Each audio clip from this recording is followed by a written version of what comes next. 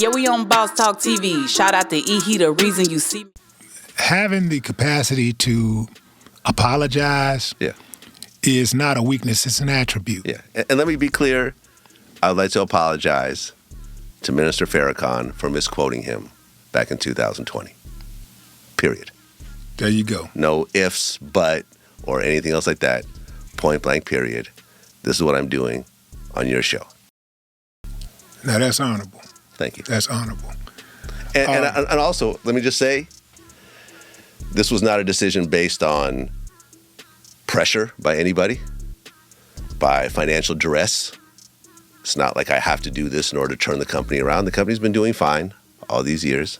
It's not because I'm trying to get to a certain guest and by doing this and so forth. No, there's no reason behind this except for it's the right thing to do. And I'm fully aware that a lot of people are going to hear this and say, fuck your apology. It's too late. We're not going to accept it. Whatever. And that's fine, because this is not for those people. Wow, guys. Make sure you like, subscribe to the channel, hit that bell. Man, shout out to Willie D, man. He had a great interview with Vlad, DJ Vlad. Willie D down in H-Town, so we got to definitely shout him out, man. Keep doing your thing down there. But let's get to the situation at hand here. DJ Vlad, after 4 years, comes forward to apologize for what he had said about the minister Farrakhan years previous, where he beforehand would not apologize, and he held his stance for 4 years, a little over 4 years. OG, you there? Yeah, I'm here. OG, first of all, I don't want you to say nothing. I want to ask you a few questions if it's okay. Yeah, go ahead. Okay, OG, me and you, we've been friends now for years, long enough for me to understand that you know that my stance, I'm a Christian, you're a Muslim. But the thing I want to ask you a question, like, when did you join the Muslimic faith? I got into the Nation of Islam in 1964 when I was 14. Oh, so 1964, you joined the Nation. What caused you to join the Nation? Well, after my father died, and it was a void in our life. And one day we were out playing football, and a brother came up, and my grandfather was in the Nation of Islam under the Honorable Elijah Muhammad when I was like 4 and 5. And I remember the Honorable Elijah Muhammad coming to the Elks Hall on Central in about 1955, 1956. And then one day we were playing football, and this brother McKinley X, came up and asked us to come to the Nation of Islam, come to a Muslim meeting. And I was in Catholicism then. I went to Catholic school, raised. My mother was a Catholic because she went to private school. My grandmother was a Baptist. And I knew the 10 Commandments, took my first Holy Communion, took my confirmation, and was just such a void in Christianity, especially in Catholicism. In 1959, they said the first saint was Saint Martin de Porres. A black man was the first saint ever initiated as a saint in 1959. So all these eons of years, what nobody issued sainthood but white folks. So it was always a void. So when I went to the mosque that Sunday, and we seen these brothers, and they were searching us, and it was something different. Women sat on one side, men sat on the other side. And when Minister Wazir, who was Brother Randolph at that time, told us, this, brother, ain't you tired of this cracker being on your neck? Stand up. And I didn't know it was on my neck, you know. So everything that they said at that time made sense to me. And they said that the white man is the devil. And that Tuesday, I went to juvenile hall. And there was this white counselor named Mr. Robertson, a Marine. And every time we come down there, he would give us trouble. And when I got there, he said, "Oh, here come Kenzie again." And I said, "I know you're going to do what you're doing. The white man is the devil." He says, "Oh, no, we're the same." I said, "This works." And I worked, and he gave me a donut and let me be a runner. And I said, I called the white man as a devil. And he did everything he could to prove to me wrong. I couldn't wait to get out of juvenile hall to learn some more about this. Wow. I just want to, and I just went in your history just a little bit to share with our listeners, like how long you've been a part of the Nation of Islam. And that's honorable to stick with anything since you were 14 and now you're 75. That's a long haul. Now, when did you, and I know you was on detail with Mike Tyson and all these guys, but when did you, you always talk about this one guy, he passed away. What was his name? Captain Shahid Muhammad, and he was what in command with the nation? Where did he stand? He's the West Coast captain, the best captain. The West pioneers used to be a businessman. Was one of the. He used to chase me when I was going to captain school and take my wallet and stuff when I was like 10. He was a big bully, right? Yeah. And he was a gang member of the businessman. And when he went from the businessman, he went to the Black Panther Party. And in 1970, I was in Ontario YTS, and we got word that Vernon had left the Black Panther Party, and was Vernon X of the Nation of Islam, and everybody was at peace that this, hey man, he was a ramrod. They were so happy that he joined the Nation of Islam. People started resting better because he would take your money, your mama money. Yeah. Captain Shahid Muhammad, a beautiful. I mean, he made more soldiers on the West Coast than in this dispensation than any captain could make. Everybody know anybody you know from your state to any state. You say Shahid Muhammad, they're gonna tell you, yes sir. Know that brother. There. Okay, well let me ask you. Let me ask you this: who was he when it came down to his relationship with Minister Farrakhan? On the E team, you look at some old films. You see the one that's taller than Mustafa, light skinned, tall brother.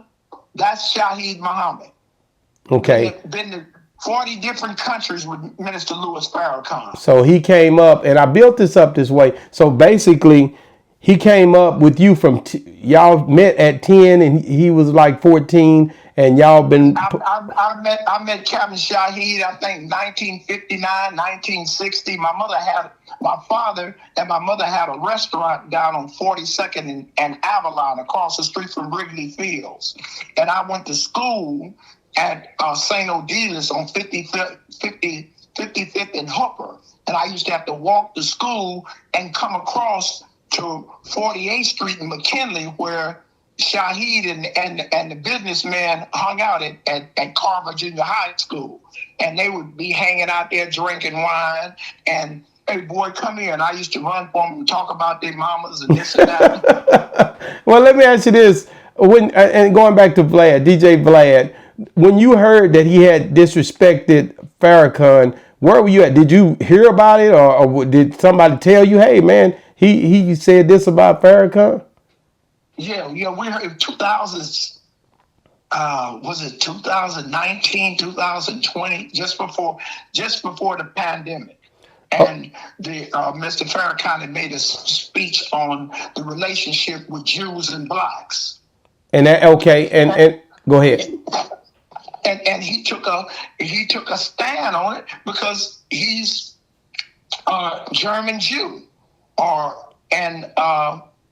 like he said in the interview, it was an emotional time, and I understand that. I got a different respect for Vlad after listening to that full interview.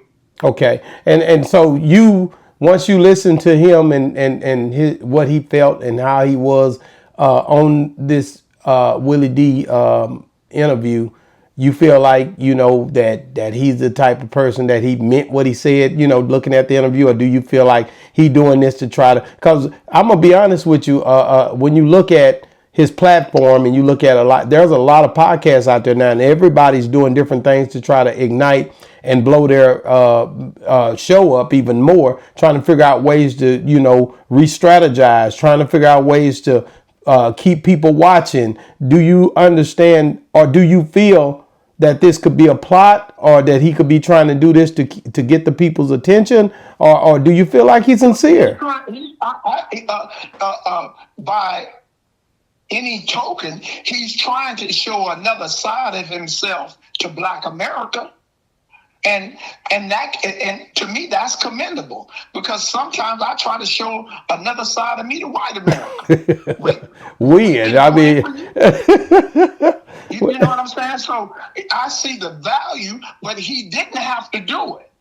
Yeah. And Minister Farrakhan is getting well on up in age as well. The brother minister, yeah. I've always had a respect for him. Some he said one time when I was watching Minister Farrakhan, he said power concedes to nothing without a demand, but power won't even concede to a demand when it looks like it's coming from a weak constituency that has lost its testicular fortitude.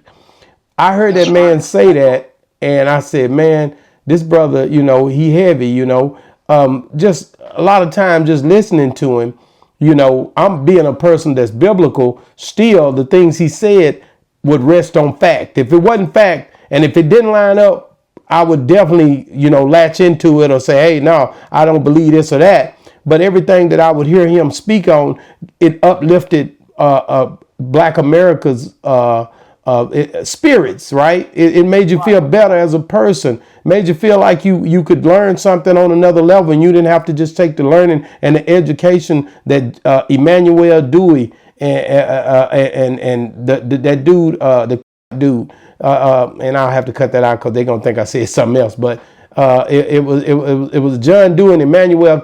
That's who it was. That was our Western philosophers. So when you would hear them speak, they had a educational system that they put into play. But Minister Farrakhan would say, man, you could come up with your own way of reading and understanding and technology and just doing, and gave us understanding of who we were. We know that we done these things, but he was igniting us to understand the power that we possess in our unity. So I thought that was dope listening to him. So I always would listen to him. It don't matter what, because I have an open knowledge for God. So I understand that we live on this earth and we all got to be on here together. So I don't cross nobody out. I don't not give about. That's why me and you partners, because I never been a type of dude that would look at somebody and say, I can make it and you can't. I would say we going to evolve together and try to figure this thing out.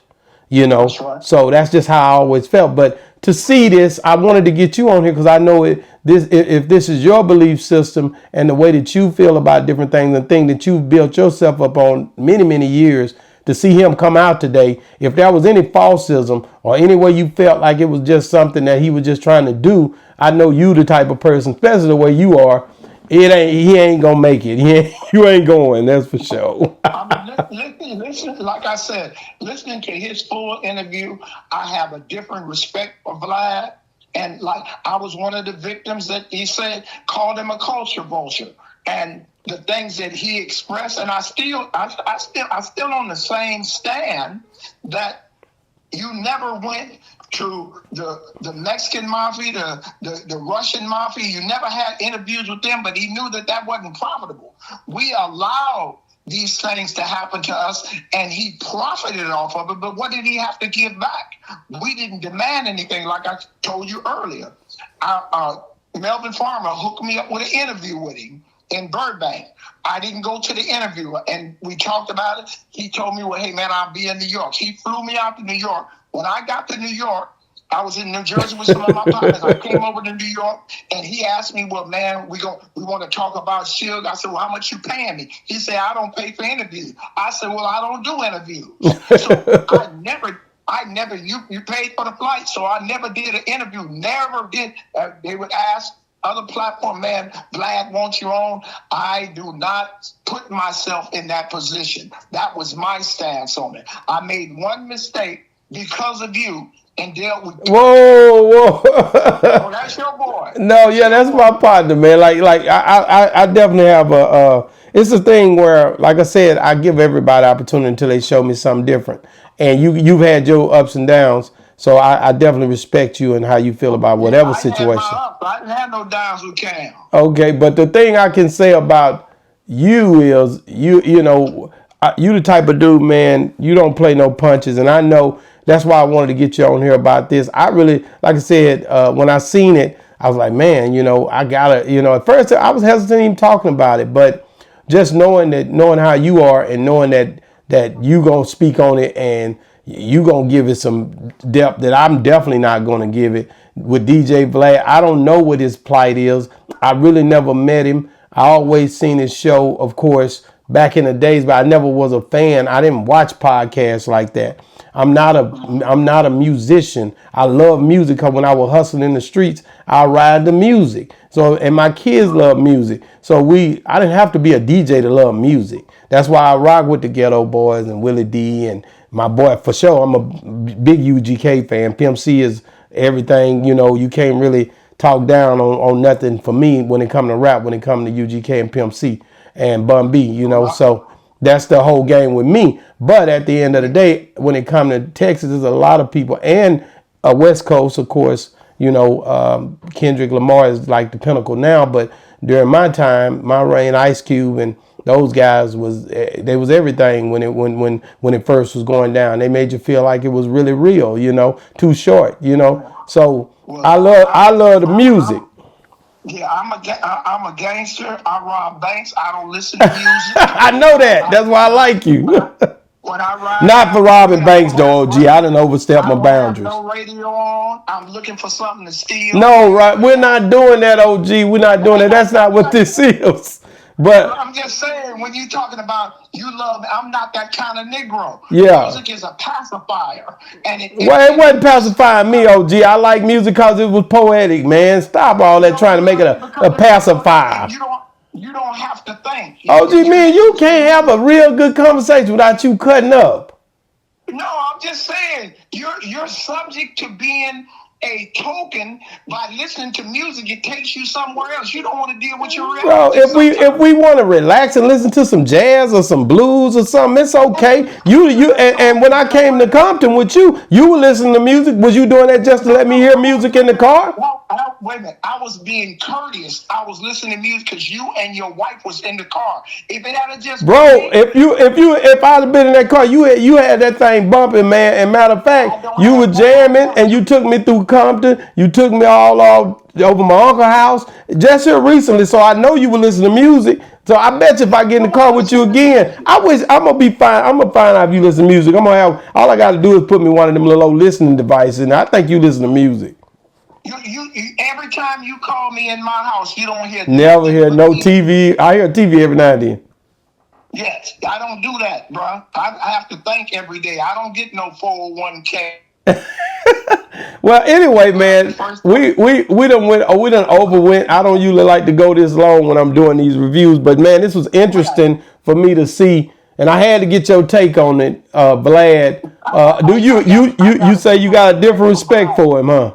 Yes, sir. Yes, sir. Well, y'all get in the comments, guys. People need to listen to that full interview and see how this American really think. Well, he's really a Russian. He's kind of like George and whatever. But yeah, he's 100% in what he says and stands on it. It makes sense. Yeah, well, some people gonna say he's a culture vulture, regardless of what you saying, because of the fact of he benefiting off of blacks and they going on his show. And he did say something on there. He say, he basically, he don't. A lot of people say he has police questions, or he said Keefe D was the only one. Then he talked about another guy that was a pedophile. But the one thing I can say is, the way he asked the questions, the way he stacked the question up, some of the ways in the way that he does it, I could never do that, because I know that it'll put somebody in a corner for them to answer a question that might be leading them into something that they shouldn't even be talking about. So I'm not into that, That's on you. I know it, but I guess it's just different styles of journalism. You know what I mean? Yeah.